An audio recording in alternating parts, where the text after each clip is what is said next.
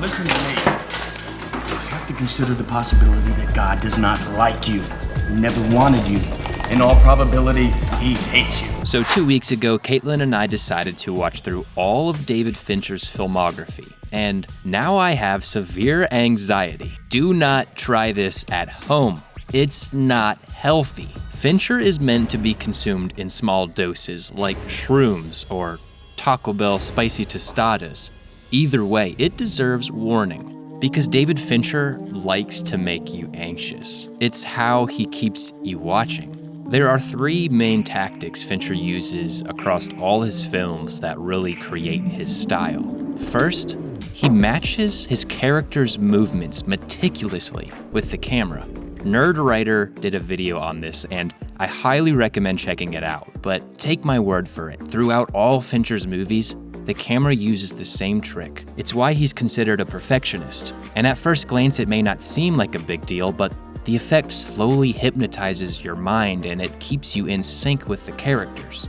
As Nerdwriter says, I'm much more in sync with this character than I am with, for example, this character. I'd say Fincher's second biggest tactic is giving dialogue real weight. He makes it really important not to miss any words because it's so easy to miss something. Not only that, but his characters usually speak fast, as if he wants to keep you listening as closely as possible. How do you distinguish yourself in a population of people who all got 1,600 on their SATs? I didn't know they take SATs in China. They don't. I wasn't talking about China anymore. I was talking about me. This makes watching Zodiac, for example, a really entertaining experience even though it's mostly just dialogue. Lastly, and probably the most recognizable method, is Fincher's use of dark and ominous color tones, which are often described as lacking emotion, but I disagree. I enjoy this look, and the more I watch Fincher's films, the more I look forward to how he breaks his own color sets. I believe these colors highlight the main character's state of mind, the same way the camera matches the movements and the character's velocity. It's all about atmosphere. Okay, you're right. I'm all fucked up. If you're new to Fincher, I'd recommend checking out his Netflix series Mindhunter, which uses all these techniques I mentioned to capture you and keep you watching. It's honestly a binge-worthy show, and personally my favorite Netflix original. And while you may not know Fincher's name, I guarantee you've seen at least one of his films. Probably Fight Club, maybe The Social Network, or The Curious Case of Benjamin Button, which is simultaneously his most awarded film and my least favorite from him.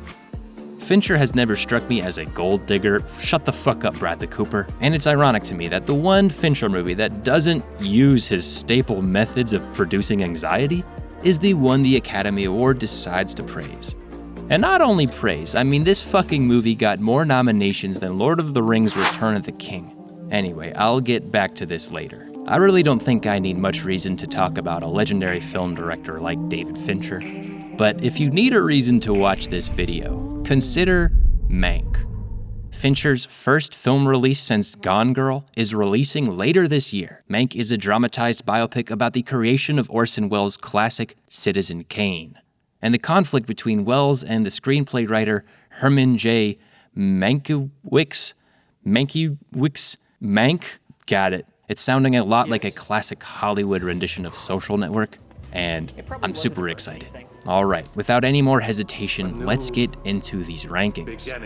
For everyone out there who's seen a David Fincher ranking video before, you already knew this had to be number 10. I mean, the guy disowned his own film, but we've heard this story before. Ambitious young director wants to make the movie he was hired to make, and the producers, oh beautiful golden sticks up their assholes, decided that they would keep Fincher on a leash, resulting in friction that led to a production nightmare.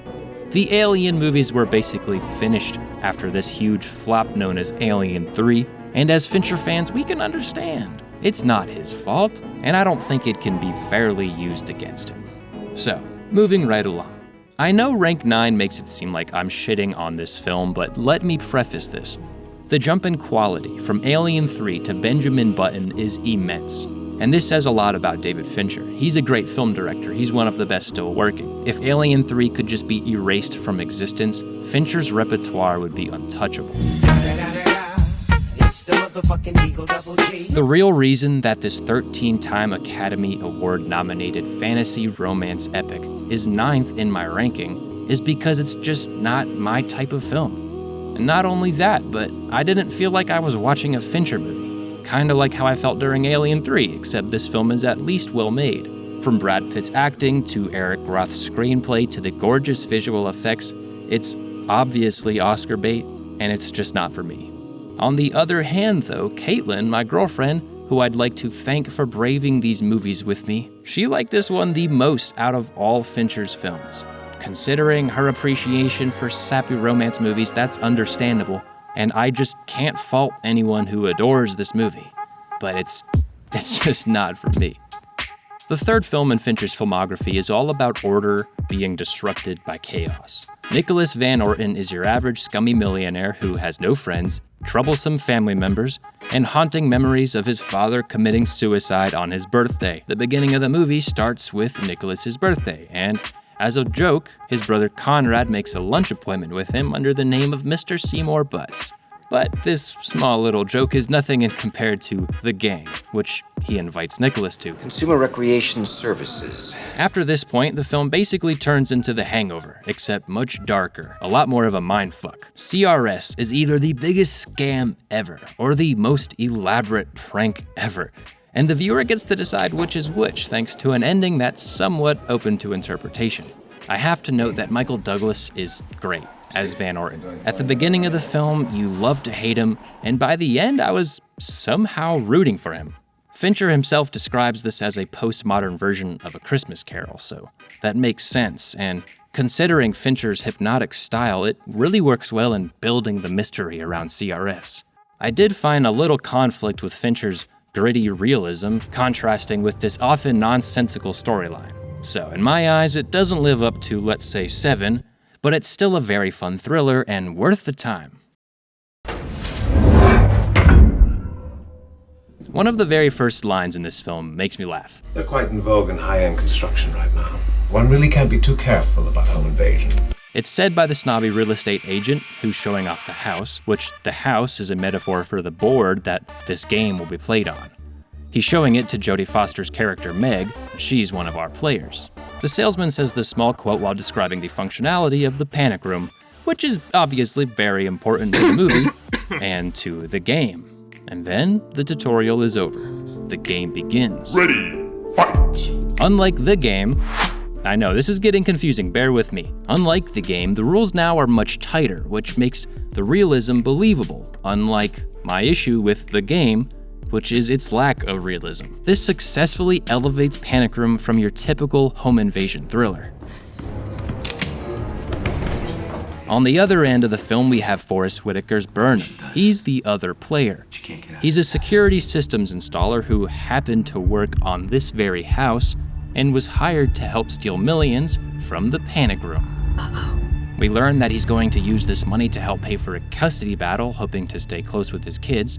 And considering Meg's daughter Sarah, who's played wonderfully by a young Kristen Stewart, is also in the home, the situation dives into some very complex and well thought out strategy from both our players as they navigate this tedious situation, each of them pitted against each other in this battle of wits. We know the space, we know their resources, and therefore we too, as the audience, get to play the game, as we try to stay one step ahead of both Meg and Burnham, who both make some very clever and daring moves. Saying any more would honestly just spoil the film. It's well worth a watch, even though it's one of Fincher's more generic films, but I'd like it just a bit more than The Game, again, thanks to that realism. What's in the box? What's in the fucking box? So after the career-ruining reception of Alien 3, it's honestly a miracle that 7 was released. David Fincher famously said after Alien 3 that he'd rather die of colon cancer than make another movie. After almost 2 years of not reading scripts, Fincher got sent 7. After over 2 decades of understanding his style, it makes total sense that this script resonated with him. This is a dark, realistic tale about 2 detectives chasing a serial killer who kills his victims according to the 7 deadly sins. Fincher keenly focuses the film's intent as a meditation on evil. and on evil places. Next to The Girl with the Dragon Tattoo, this is contextually the darkest Fincher movie. Visually, though, it's by far the darkest. The entire film is soaked in dark rain. Even the setting of a dark and murky city is purposefully given no name, and truthfully, it's not a place you'd want to live. We come to understand so much about our three main characters. The development of these three men, and the build-up to that infamous final scene that really ties the whole film together, is legendary. And considering that the producers wanted to cut this ending, it's sort of a miracle this film is so successful. Brad Pitt even threatened to leave the production if the ending was changed. Imagine if that happened. Seven would not be the success it is, and Brad Pitt may never have gotten close with Fincher. Ultimately, could result in no Fight Club. What the fuck? I'm not the Zodiac. And if I was, I certainly wouldn't tell you. Long before Mindhunter, David Fincher learned his way around a serial killer's mind in Seven. And then came Zodiac, based on the late 60s and early 70s murders by the infamous killer who called himself Zodiac. Fincher guides us through this overly bureaucratic 70s police department's convoluted attempt at catching this murderer, whose violence spanned across several states. Watching this bureaucratic madness unfold, it's no wonder they never caught him, and it really helps you understand why this was such a hot time for serial killing. There's a ton of characters in this film, but thanks to the casting, each face manages to be memorable, and it's somewhat easy to tag along, which is honestly a feat thanks to Fincher. Realizing that this film is mostly just people talking about murder, Fincher's style brings it to life, and it's both entertaining and eerie. But I'm perhaps most impressed with Jake Gyllenhaal's performance as Robert. He's a quirky cartoonist obsessed with puzzles and finds himself connecting dots for years and eventually leading to a very plausible case against the Zodiac. Gyllenhaal is such a diversive actor. I recently watched Prisoners and Nightcrawler, and it's interesting to see him play such a laid-back, awkward character who just internalizes everything. And he still manages to steal the spotlight from Downey Jr. and Mark Ruffalo. Really, is there anything this actor can't do? Anyone interested in serial killing or even just the late 60s time period will really love Zodiac. It's a great film. Roger Ebert considers it his best. So, that should say a lot.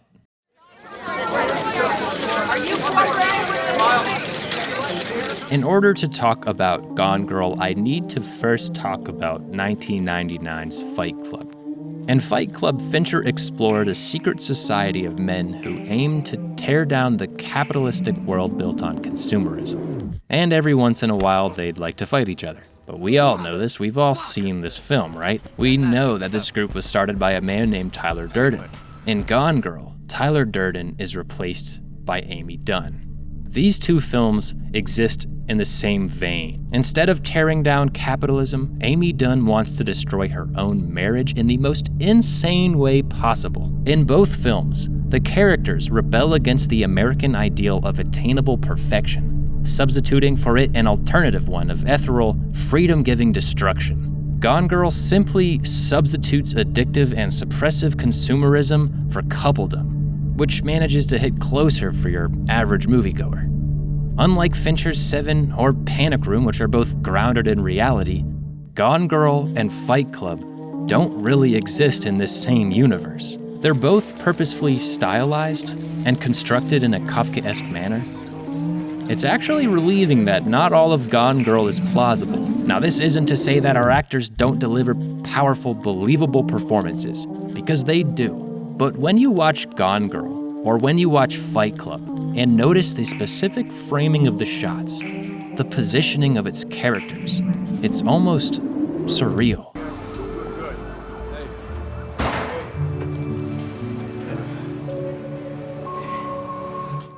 My third favorite film from David Fincher is starring Christopher Plummer and Daniel Craig, and is about a dirty family secret. Wait. Wrong film. Okay, yeah. Girl with the Dragon Tattoo. You know it's a Fincher film when it's either starring Brad Pitt or there's a badass intro. Well, this one doesn't have Brad Pitt, but it has the coolest, most badass intro from Fincher, which is fitting because this is one of his best films. Now, I won't claim to know the source material of Girl with the Dragon Tattoo, but I am really interested in this story. I say interested because liked or enjoyed are just two positive words to describe such a hard-edged, often stomach-turning screenplay. As I said earlier in the video, this is Fincher's darkest, most fucked screenplay. Considering he's the master of producing anxiety through the screen, it's a fitting choice for him, and it manages to be very successful and emotional and thrilling. But this film is not for everyone. If you're willing to brave it, you'll discover one of the most badass woman heroines on screen, Lisbeth Salander, played by a marvelous, wonderful interpretation by Rooney Mara. She's lean and fierce, haunting yet isolated. On the other end of the story is Michael Bloomquist, played by Daniel Craig, who's both likable and charismatic enough to be a journalist. These characters develop separately, and when they come together in the second act to work on a case, it's a powerful thing. Lisbeth's character blossoms under this deeply personal case, and she becomes attached to Michael's character. But don't get the wrong idea, this is not a love story. You'll be happy just to see her smile. This film is really just about two talented people who happen to share a sexual attraction, and they navigate a murder case among detestable motherfucking Nazis. There will be blood. And again, this movie is so badass. I could say badass so many times to describe this movie. It's what it is. It's harsh, but it's badass. It's rewarding. Definitely check it out if you haven't seen it. But at the moment, I could buy Mount Auburn Street, take the Phoenix Club, and turn it into my ping pong room. The Social Network is probably from a technical aspect. From the writing, acting, cinematography, this might very well be the best film Fincher has made. This movie seeks to answer one question. Can a man with no social skills create the social networking revolution known as Facebook?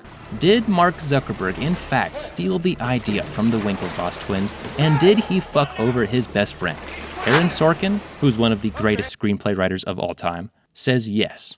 Sorkin has said that Zuckerberg was the perfect storm because he has the technical ability to create Facebook, but he also had the need to create something that connected his world with the real world. The Social Network is really like Revenge of the Nerds with the ferocity of Girl with the Dragon Tattoo. And considering this came out just 1 year before Girl with the Dragon Tattoo, I think it's noticeable that both these films exist in this same David Fincher high. Both our main characters live on the edge of society. They both are internet Gandalfs who use this to their advantage. And in both films, Fincher makes this world that's otherwise unrelatable, high-strung, high-tech, and he makes it relatable to your average Joe. And he also makes it entertaining. So basically, Fincher is movie Gandalf. And I know The Social Network doesn't necessarily sound like it would be so thrilling and entertaining, but it really is. And it goes to show that Fincher can make anything exciting. I look like you want to look, I fuck like you want to fuck, I am smart, capable, and most importantly, I'm free in all the ways that you are not.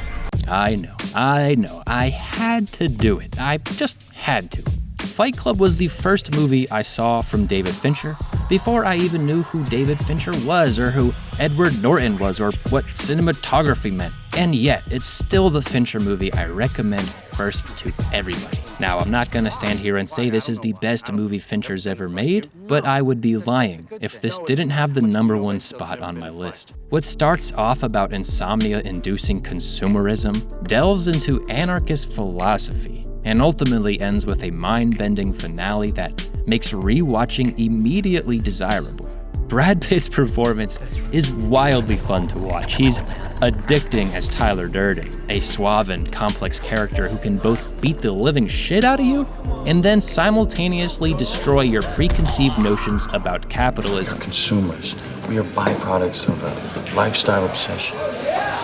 Murder, crime, poverty, these things don't concern me. He's fucking awesome. He's mythic almost. Today, he'd be considered by the far rights as the leader of Antifa, an anti-capitalist, anti-consumerist anarchist, who also surprisingly brings a lot of homoerotic tones to the film, which the internet has just taught me, and now I'm gonna watch it with this new light. Brad Pitt obviously has so much fun, and Edward Norton, too, is great and awesome as this punching bag shit person, but he redeems himself. He does. The intro, the color scheme, the meticulous details that make rewatching a feast for the eyes, all boasting Fincher's unflinching style. And while Roger Ebert may not like this movie, IMDb agrees with me. Fight Club boasts the 11th highest score on the fucking site. Most importantly, though, You do not talk about Fight Club. thank you so much for watching, guys. Oh my gosh, it's been a while. It's been so much fun to get back in the studio and just create something. Go support my Patreon, please. The people supporting me need some help. The channel's been doing so well. It's been so amazing. Thank you guys so much. Please subscribe, like the video, share with your friends. I'll see you next time, guys.